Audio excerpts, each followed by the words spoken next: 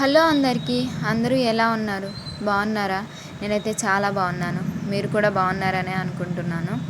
Morning breakfast కానీ కిందకి వెళ్తే కర్రీ చూశాను. మా హాస్టల్లో క్యాబేజీ చేశారు. సో ఎలానో మన దగ్గర రూమ్లో గ్యాస్ ఉంది. సో ఇంకా మనం ఆగుతామా, బయటకు వెళ్ళి ఎగ్స్ తీసుకొని రూమ్కి వచ్చేసాను. రూమ్కి వచ్చిన దగ్గర నుండి నా కర్రీ ప్రిపరేషన్ అయితే స్టార్ట్ చేసేసాను. నేను తీసుకొచ్చిన ఎగ్స్లో 2 బ్రేక్ అయిపోయినాయి. సో అందుకని ఒకటి మాత్రమే బాయిల్ చేశాను. మిగతా 2 కర్రీలో బ్రేక్ చేద్దాం అన్నట్లు. ఎగ్స్ అయితే బాయిల్ చేయడానికి గ్యాస్ మీద పెట్టేశాను. బాయిల్ అయ్యే టైంలో నేను ఆనియన్స్ కట్ చేసుకొని పక్కన పెట్టుకున్నాను. తర్వాత ఎగ్ అయితే బాయిల్ అయిపోయింది. అండ్ తర్వాత నేను కడాయి పెట్టి ఆ కడాయిలో జీలకర్ర, ఆవాలు వేసుకున్నాను. అండ్ తర్వాత ఆనియన్ వేసాను. ఆనియన్స్ మగ్గే టైంలో నేను కొంచెం సాల్ట్ వేసుకున్నాను. ఎందుకు అంటే కొంచెం త్వరగా మగ్గుతుంది అన్న ఉద్దేశంతో.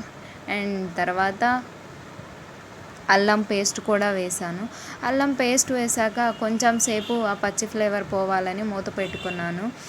అండ్ తర్వాత నేను మూత తీసి కొంచెం పసుపు, కొంచెం కారము వేసుకున్నాను. మీ టేస్ట్కి తగ్గట్టు కూడా వేసుకోవచ్చు. నా టేస్ట్కి తగ్గట్టు నేను కొంచెం కారం వేసుకున్నాను. అండ్ తర్వాత బాయిల్ చేసిన ఎగ్ అండ్ 2 ఎగ్స్ అయితే బ్రేక్ అయిపోయినాయి అని చెప్పాను కదా, ఆ 2 ఎగ్స్ని నేను కర్రీలో బ్రేక్ చేసుకున్నాను. ఫైనల్లీ నా కర్రీ అవుట్పుట్ అయితే ఇలా వచ్చింది. ఫర్ ద ఫస్ట్ టైం నేను కర్రీ చేసుకుంటున్నాను. ఎలానో హాస్టలే కదా, కర్రీ ఉంటుంది కదా అని మీరు అనుకోవచ్చు. హాస్టల్ కర్రీస్ మీకు తెలిసిందే కదా ఎలా ఉంటాయో. సో అందుకని నేను కర్రీ, మా అమ్మ వాళ్ళు కూడా దగ్గర లేకుండా నేను కర్రీ ప్రిపేర్ చేసుకున్నాను.